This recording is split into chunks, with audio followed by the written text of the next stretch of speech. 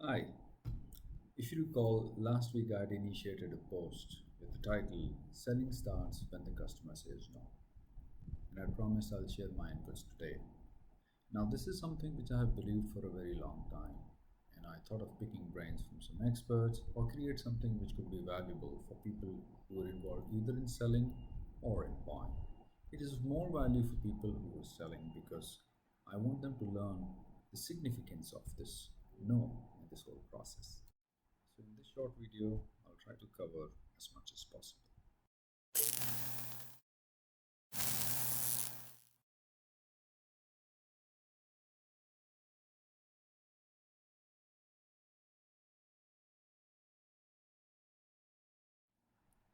The purpose of this presentation is to highlight the need for selling process rather than just selling.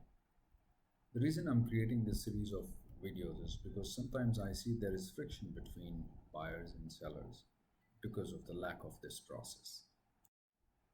The process should be to create a win-win situation.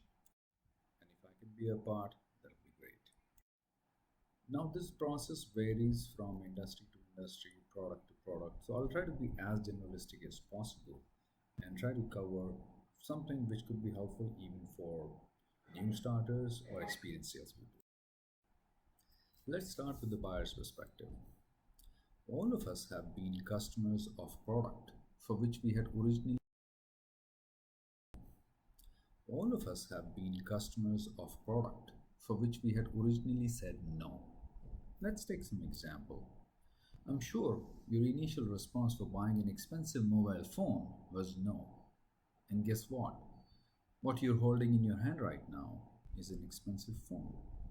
The vehicle which you drive, the clothes you're wearing right now, the internet plan at home, and everything is something which is either a better model or a faster model or stronger or bigger, meaning you had originally said no to what you originally have now. So the fact is that no moved to yes. Now this change happened could be due to change in the timings, change in needs, change in relevance, exposure about that product or offering, persuasion of a salesperson, and importantly, it was concluded when the customer saw the value of the offering at that time. Here is my humble opinion. Generally, for the question whether you need something or not, your salesperson has a better judgment of the situation. Now, your readiness to make the decision is a different matter, but he has done his homework to really know that you would need that.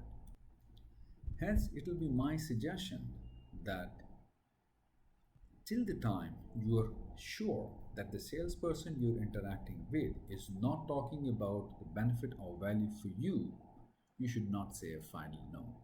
Well, you can express your exploratory no at any given point in time in this process. Now, from the seller's perspective, I believe when the customer says no, the seller should be happy for several reasons. But he should be happy because there is some progress in the whole process. What is the progress? The customer has heard your pitch, so you got this opportunity. The customer is trying to understand so that they could say, okay, no, maybe, and so on. It is a progress because he is putting an effort to give you an opportunity of why he should buy or why he should not buy.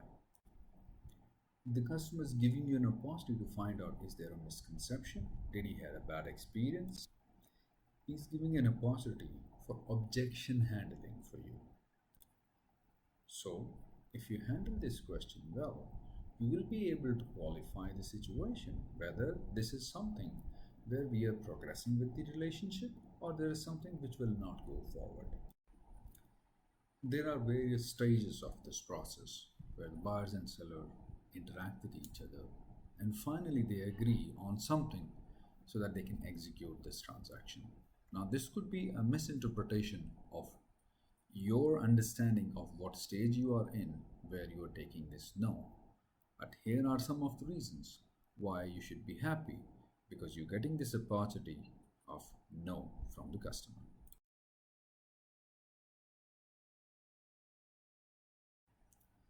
In my view, when a customer says no, these are the ideas which you should bring to your brain and explore the answers for. And this will enable handling this no in a far more productive way. Now, sometimes the customer might be saying no only because of time or timing. Maybe he's not in a position to pay attention to you, or this is not the right time for them to buy, or maybe just that he's not in the right frame of mind at that time. Another common reason could be duplication, meaning maybe the customer has the same or a similar product which they are already using. More importantly, they believe that the need which they have is already getting met with the product which they already have. And hence, that's very important to explore and find an answer for. Information, a very important aspect of this process. Now, many times they say no because the information which was provided was not clear, or maybe the information was not enough, or maybe the information was not shared with the right set of people. Another important aspect of this is contextualization of this information. I think it's an art for a salesperson to contextualize this information relevant to the type of usage the customer would have. Oftentimes, there is a situation where the customer has a lack of realization. They don't know that there is a need for them or there is an issue which they need to address. They're not able to connect with that problem. So, the art would be for the salesperson to really let them understand that there is a challenge which they should address.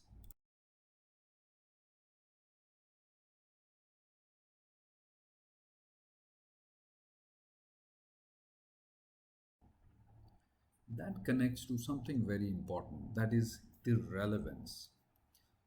Many times customers are unaware that there is a solution which will actually solve their problem. They are unable to relate that product with that problem. And oftentimes they don't even know that there could be a product which can address this problem for them. Surety. Now, there are times when the customers aren't sure that this will fix the problem. They don't know how much of assistance it can be to solve that problem, or is this the right price? The key is to really set the right expectation so that they are sure about what they are doing going forward in this process. Inertia, or inability to make a change or resisting the change. Sometimes it is just a fear of unknown, and there are times when the customer is just plain having a cold feet. You would have to make that trust in them. Provide them catalog of others who have taken this change and have benefited out of this. Creating confidence. Now, sometimes they don't feel confident of this decision. Sometimes maybe they are the first one who are taking this technology from you and they don't feel very confident of moving forward. So maybe give some reference, give some paper, ask them to speak to experts and so on.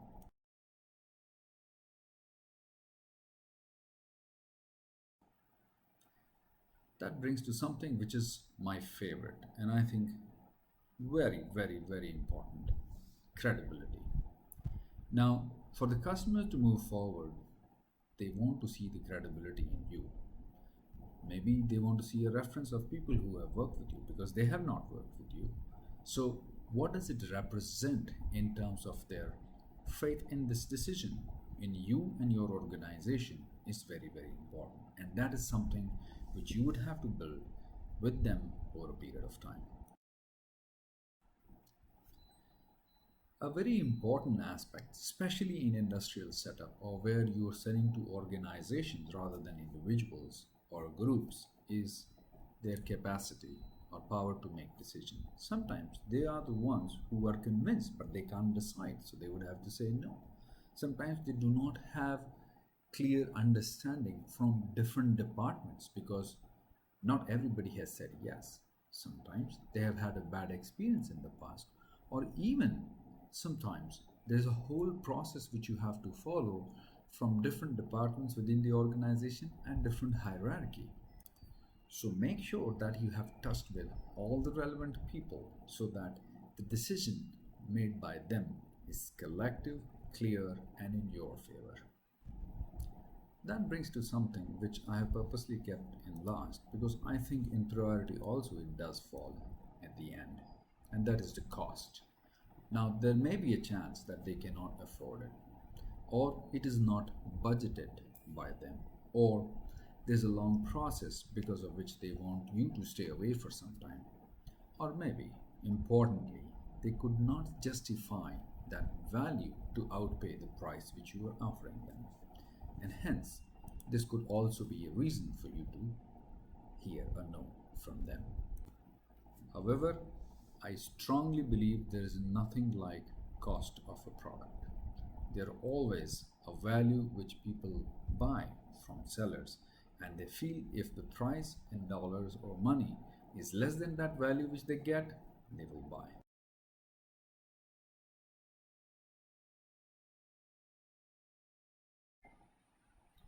So, in order to summarize, I think you have to be customer centric. Think like customer. Because you have to think like what will be the value which you have for them? How will they utilize this? How will they save money with this? How will they enhance security for this? How will it solve the problem which they have been waiting to solve for a long time? How will they be happy after a few years that they made this decision of working with you? In this whole process, I think you have to keep building the value for them from various perspectives and make sure that this information is received and acquired in their process. Because unless a customer is saving $5 or $10, they're not willing to pay $1. So if you want to get a yes, you have to focus on this. If you think this is something which you would want to explore in detail, because I have covered the basics of this idea of dealing with no, let me know and I can create a Zoom meeting and we all can join and share our wisdom with this, isn't it? So from next time onwards, please follow a process of sales so that the customer gets happy at the end. Because remember, unless both are happy, nothing works in this world.